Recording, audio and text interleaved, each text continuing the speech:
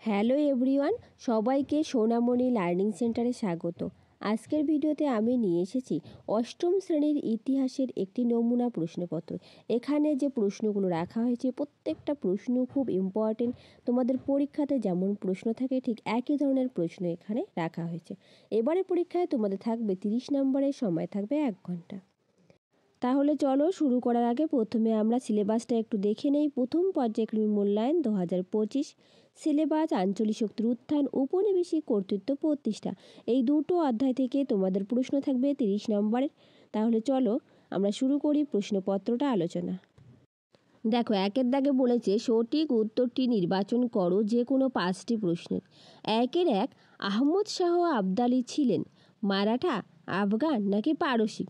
তো সঠিক উত্তরটি হবে আহমদ শাহ আবদালি ছিলেন আফগান।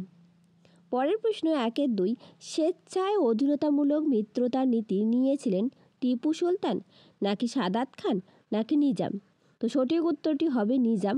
হায়দ্রাবাদের নিজাম প্রথম স্বেচ্ছায় অধীনতামূলক মিত্রতা নীতি নিয়েছিলেন বা স্বাক্ষর করেছিলেন। ঠিক আছে।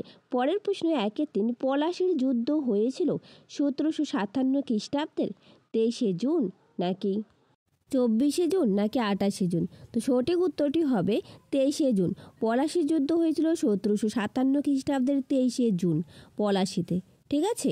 পরের প্রশ্ন 1-4 ঔরঙ্গজেবের শাসনকালে মুর্শিদ কুলি খান ছিলেন বাংলার দেওয়ান নাকি ফৌজদার নাকি নবাব নাকি জমিদার? তো সঠিক উত্তরটি হবে মুর্শিদ কুলি খান ছিলেন দেওয়ান।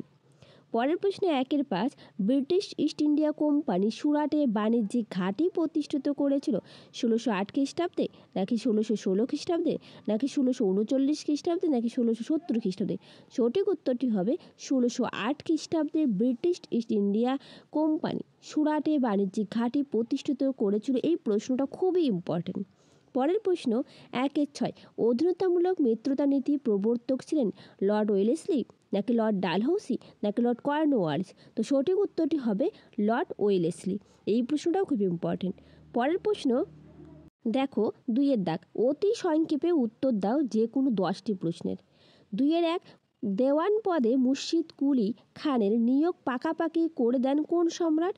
উত্তর দেওয়ান পদে মুর্শিদ কুলি খানের নিয়োগ পাকাপাকি করে দেন সম্রাট ফারুকশিয়ার। পরের প্রশ্ন 2-2 রেগুলেটিং অ্যাক্ট এবং পিট প্রণীত ভারত শাসন আইন কবে বলবৎ হয়? উত্তর 1773 খ্রিস্টাব্দে রেগুলেটিং অ্যাক্ট এবং 1785 খ্রিস্টাব্দে পিট প্রণীত ভারত শাসন আইন বলবৎ হয়। সাল দুটো মনে রাখবে, আরেকবার বলে দিচ্ছি। রেগুলেটিং অ্যাক্ট 1773 খ্রিস্টাব্দে এবং পিট প্রণীত ভারত শাসন আইন 1785 খ্রিস্টাব্দে। চলো পরের প্রশ্ন 2-3 ভারতে ফরাসিদের কোথায় কোথায় গুরুত্বপূর্ণ কেন্দ্র ছিল? উত্তর চন্দননগর ও পন্ডিচেরি। চন্দননগর পন্ডিচেরিতে ফরাসিদের গুরুত্বপূর্ণ কেন্দ্র ছিল। পরের প্রশ্ন 2-4 ঔরঙ্গজেবের পর ভারতের সিংহাসনে কে বসেন? উত্তর ঔরঙ্গজেবের পর ভারতের সিংহাসনে বসেন বাহাদুর শাহ। পরের প্রশ্ন 2-5 বাংলায় বর্গীর আক্রমণ শুরু হয় কার সময়কালে? উত্তর আলীবর্দী খানের সময়কালে বাংলায় বর্গীর আক্রমণ শুরু হয়। পরের প্রশ্ন 2-6 অন্ধকূপ হত্যার প্রচারক কে ছিলেন, অর্থাৎ কার আমলে অন্ধকূপ হত্যা হয়েছিল? উত্তর হবে হলওয়েল। ঠিক আছে, হলওয়েল এটা প্রচার করেছিলেন। চলো পরের প্রশ্ন 2-7 বাংলার প্রথম স্বাধীন নবাব কে ছিলেন? উত্তর মুর্শিদ কুলি খান বাংলার প্রথম স্বাধীন নবাব ছিলেন। পরের প্রশ্ন 2-8 76-এর মন্বন্তর কবে হয়? উত্তর 1770 খ্রিস্টাব্দে 76-এর মন্বন্তর হয়। পরের প্রশ্ন 2-9 আলীনগরের সন্ধি কবে কাদের মধ্যে স্বাক্ষরিত হয়? উত্তর 1757 খ্রিস্টাব্দের 9 ফেব্রুয়ারি ইংরেজ ও সিরাজদৌল্লার মধ্যে স্বাক্ষরিত হয় আলীনগরের সন্ধি। ঠিক আছে, খুব ইম্পর্টেন্ট প্রশ্ন, প্রত্যেকটা প্রশ্নই খুব ইম্পর্টেন্ট। তো তোমরা যারা নতুন প্লিজ চ্যানেলটা সাবস্ক্রাইব করে পাশে থাকবে, পাশে থাকার বেল আইকনটি ক্লিক করে রাখবে। আর যদি ভিডিওটা ভালো লেগে থাকে একটা লাইক, শেয়ার অ্যান্ড কমেন্ট করবে। ঠিক আছে, চলো পরের প্রশ্ন। এরপর দেখো 2-10 দ্বৈত শাসন ব্যবস্থা কে চালু করেন? উত্তর রবার্ট ক্লাইভ দ্বৈত শাসন ব্যবস্থা চালু করেন। পরের প্রশ্ন 2-11 মাদ্রাসে ইস্ট ইন্ডিয়া কোম্পানি ঘাঁটি নির্মাণ করেন কত খ্রিস্টাব্দে? উত্তর 1639 খ্রিস্টাব্দে মাদ্রাসে ইস্ট ইন্ডিয়া কোম্পানির ঘাঁটি নির্মাণ হয়। নেক্সট প্রশ্ন 2 এর 12 দ্বৈত শাসনের অবসানের পর বাংলার গভর্নর কে হন? উত্তর ওয়ারেন হেস্টিংস। পরের প্রশ্ন 2-এর 13 কত খ্রিস্টাব্দে চিরস্থায়ী বন্দোবস্ত চালু হয়েছিল? উত্তর 1793 খ্রিস্টাব্দে চিরস্থায়ী বন্দোবস্ত চালু হয়েছিল। কে করেছিলেন? Lord Cornwallis. এটাও মনে রাখবে, ঠিক আছে। এরপর দেখো 3-এর দাগের প্রশ্ন, যে কোনো দুটি প্রশ্নের উত্তর দাও 4-5টি বাক্যে, 2 নম্বর করে থাকবে, ঠিক আছে। এরপর দেখো 3-এর 1 দস্তক কি? উত্তর 1717 খ্রিস্টাব্দে ফারুক শিয়ার ইংরেজদের বাৎসরিক 3000 টাকার বিনিময়ে বাংলায় বিনা শুল্কে বাণিজ্যের অধিকার প্রদান করেন। এই অধিকার আদেশনামা দস্তক নামে পরিচিত, ঠিক আছে। চলো পরের প্রশ্ন 3-এর 2 বক্সারের যুদ্ধ কাদের মধ্যে হয়েছিল? উত্তর বাংলার নবাব মীর কাসিম, অযোধ্যার নবাব সুজা উদ্দৌলা, মুঘল সম্রাট দ্বিতীয় শাহ আলমের মিলিত বাহিনীর সঙ্গে ইংরেজদের হয়েছিল। কত খ্রিস্টাব্দে হয়েছিল? সালটা খুব মনে রাখবে, 1764 খ্রিস্টাব্দে, ঠিক আছে। চলো পরের প্রশ্ন। এরপর দেখো 3-এর 3 কে কেন এশিয়াটিক সোসাইটি স্থাপন করেন? উত্তর সংস্কৃত ভাষায় লেখা প্রাচীন ভারতীয় সাহিত্যগুলি ইংরেজিতে অনুবাদ ও ভারতীয় সংস্কৃতি চর্চার জন্য উইলিয়াম জোন্স কলকাতায় 1784 খ্রিস্টাব্দে এশিয়াটিক সোসাইটি প্রতিষ্ঠা করেন, ঠিক আছে। চলো পরের প্রশ্ন 3-এর 4 উডের প্রতিবেদনের বিষয়বস্তু সম্পর্কে লেখো। উত্তর 1854 খ্রিস্টাব্দে জুলাই মাসে বোর্ড অফ কন্ট্রোলের সভাপতি চার্লস উড শিক্ষা সংক্রান্ত একটি প্রতিবেদন পেশ করেন, যা উডস ডেসপাস নামে পরিচিত। এই ডেসপাসের মাধ্যমে উপনিবেশিক সরকারকে প্রাথমিক থেকে বিদ্যালয় স্তর পর্যন্ত একটি সুগঠিত শিক্ষা কাঠামো গড়ে তোলার পরামর্শ দেওয়া হয়। এই প্রতিবেদনের সুপারিশে কলকাতা, বোম্বাই ও মাদ্রাসে 3টি বিশ্ববিদ্যালয় গড়ে উঠেছিল, ঠিক আছে। চলো পরের প্রশ্ন। এরপর দেখো 4-এর দাগ যে কোনো দুটি প্রশ্নের উত্তর দাও 4-5টি বাক্যে, 3 নাম্বার করে থাকবে, ঠিক আছে। 3 দুগুণ 6। 4-এর 1 ইস্ট ইন্ডিয়া কোম্পানির সঙ্গে সিরাজদৌল্লার বিরোধের কারণ কী ছিল? খুব ইম্পর্টেন্ট প্রশ্নটা। উত্তর স্বাধীন চেতা তরুণ নবাব সিরাজ তার দাদু আলীবর্দী খানের মতে ব্রিটিশদের সাথে সহাবস্থান করতে চাননি। তিনি চেয়েছিলেন ব্রিটিশ কোম্পানির ক্ষমতা খর্ব করতে। যদিও এর যথেষ্ট কারণ ছিল, ঔদ্ধত্যপূর্ণ ইংরেজরা ক্রমাগত নবাবকে অসম্মান অবজ্ঞা প্রদর্শন করার মাত্রা বহুগুণে বাড়িয়ে দিয়েছিল। সবথেকে অপমানজনক ঘটনাটি ঘটে যখন সিরাজের অনুমতি ছাড়াই তার কলকাতা দুর্গ নির্মাণ শুরু করে। এরপরে 1757 সালে আলীনগরের সন্ধি স্বাক্ষরিত হলে ইংরেজদের ক্ষমতা বৃদ্ধি পায়। বলা চলে তাদের আধিপত্য বিস্তারের পথ আরও চওড়া করে। তারা সমস্ত বাণিজ্যিক সুবিধা পুনরায় ফেরত পায়। তারা নিজস্ব মুদ্রা বা সিক্কা তৈরির অধিকার পায়। এমনকি কোম্পানির ক্ষতিপূরণ করার দায়ও বর্তায় নবাব সিরাজের উপর। এমন অপমানজনক সন্ধি নবাব ও কোম্পানির বিরোধের আরও বাড়িয়ে তোলে, ঠিক আছে। এতটুকু লিখলেই 3 নম্বরের জন্য এনাফ। চলো পরের প্রশ্ন। এরপর দেখো দ্বৈত শাসন ব্যবস্থা সম্পর্কে লেখো। এই প্রশ্নটাও খুব ইম্পর্টেন্ট। 1765 খ্রিস্টাব্দে মুঘল সম্রাট দ্বিতীয় শাহ আলমের থেকে বাংলা, বিহার এবং উড়িষ্যার দেওয়ানি লাভের পর কোম্পানির গভর্নর রবার্ট ক্লাইভ এক নতুন ধরনের শাসন ব্যবস্থা চালু করেন। আপাত দৃষ্টিতে এই ব্যবস্থায় একজন শাসক থাকলেও প্রকৃতপক্ষে 2 জন শাসক তৈরি হয়। একদিকে বাংলার নবাব পেলেন রাজনৈতিক ও নিজামতের দায়িত্ব, অন্যদিকে ব্রিটিশ কোম্পানি পেল অর্থনৈতিক কর্তৃত্ব। অর্থাৎ নবাব হলেন অর্থনৈতিক ক্ষমতাহীন রাজনৈতিক দায়িত্ববান শাসক এবং কোম্পানি হলো দায়িত্বহীন অর্থনৈতিক ক্ষমতাবান শাসক। এই ব্যবস্থার নাম হলো দ্বৈত শাসন ব্যবস্থা। ভেরি ভেরি ইম্পর্টেন্ট, ঠিক আছে। আবার বলছি, তোমার যদি ভিডিওটা ভালো লেগে থাকে একটা লাইক, শেয়ার অ্যান্ড কমেন্ট করবে, ঠিক আছে। আর যারা সাবস্ক্রাইব করনি সাবস্ক্রাইব করে দেবে। চলো পরের প্রশ্ন 4-এর 3 ফারুক শেরের ফরমানের গুরুত্ব কী ছিল? এই প্রশ্নটাও খুব ইম্পর্টেন্ট।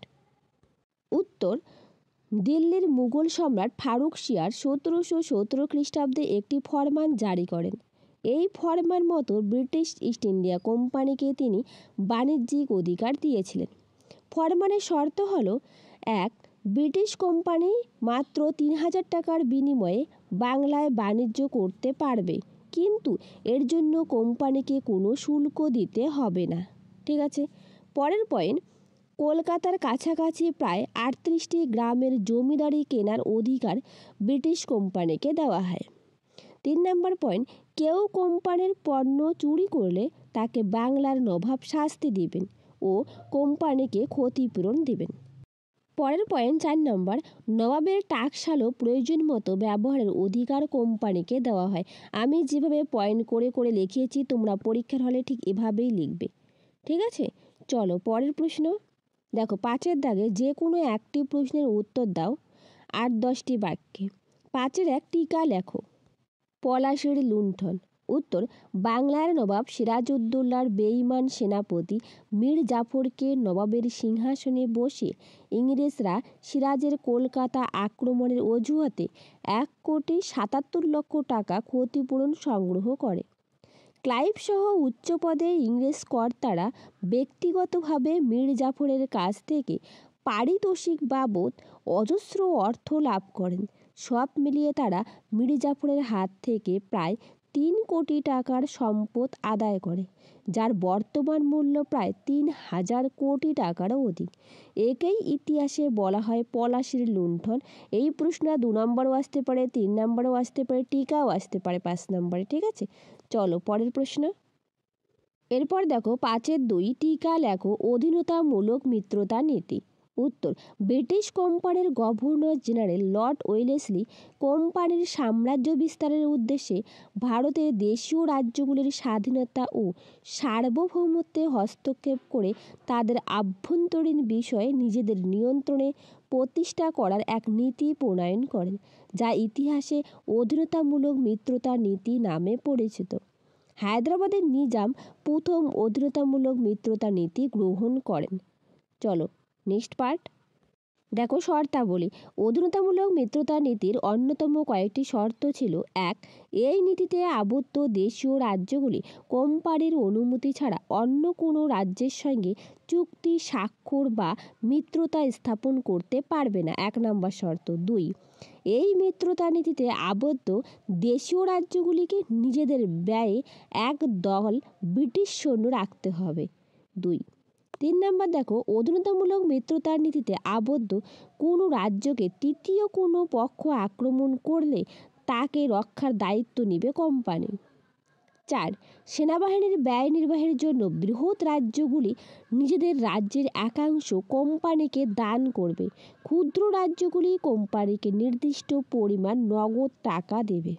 ঠিক আছে, অধীনতামূলক মিত্রতা নীতি কাকে বলে আর শর্তগুলো লিখে দেবে, 5-এ 5 পেয়ে যাবে। ঠিক আছে, কেউ বানান ভুল করবে না, প্রত্যেকটা বানান ঠিক করে লেখার চেষ্টা করবে, পয়েন্ট করে করে লিখবে।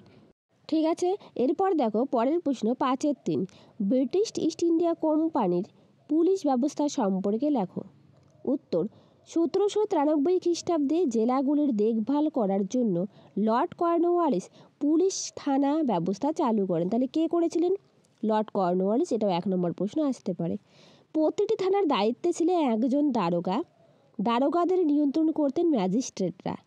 স্থানীয় অঞ্চলে সাধারণ মানুষের কাছে দারোগাই ছিলেন কোম্পানি শাসনের ক্ষমতা কর্তৃত্বের প্রতীক, কিন্তু স্থানীয় জমিদারদের সঙ্গে দারোগারা সমঝোতা করে চালায় সাধারণ মানুষের উপর জমিদার ও দারোগার যৌথ পীড়ন চলত।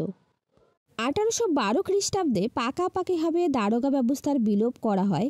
তার বদলে গ্রামের দেখভালের দায়িত্ব দেওয়া হয় একজন কালেক্টরকে। ব্রিটিশ কোম্পানির মূল লক্ষ্য ছিল পুলিশ ব্যবস্থার মাধ্যমে আইনের শাসন প্রতিষ্ঠা করা। সেই উদ্দেশ্যেই পুলিশ ব্যবস্থার নানা রকম সংস্কার করা হতে থাকে। শেষ পর্যন্ত 1843 খ্রিস্টাব্দে সিন্ধু প্রদেশ অঞ্চলে নতুন ধাঁচের পুলিশ ব্যবস্থার প্রয়োগ করা হয়। ক্রমে আলাদা পুলিশ আইন বানানো হয় এবং ধীরে ধীরে ঔপনিবেশিক কর্তৃত্ব প্রতিষ্ঠা ও তার প্রদর্শনের অন্যতম হাতিয়ার হয়ে উঠেছিল পুলিশ ব্যবস্থা। তো থ্যাংক ইউ এভরিওয়ান। এই ছিল আজকের প্রশ্নপত্র। তোমাদের আবার বলে রাখি, তোমরা যারা নতুন প্লিজ চ্যানেলটা সাবস্ক্রাইব করে পাশে থাকবে। তো রাখছি, দেখা হবে নতুন আর একটা ভিডিওতে। Thank you everyone.